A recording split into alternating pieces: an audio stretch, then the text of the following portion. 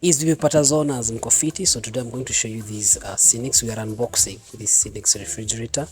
Yeah, it is rated 3 stars by EPRA in energy saving. It goes for only 39,000 Kenya shillings.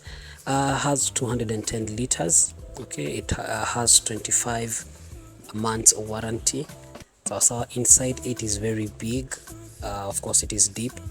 It has a cooler zone, that is a freezer, na huku chini where you put your other items. So you can come and get this one here at Patazone with only 39,000 Kenya shillings. Karibuni sana and thank you for shopping with us at Patazone.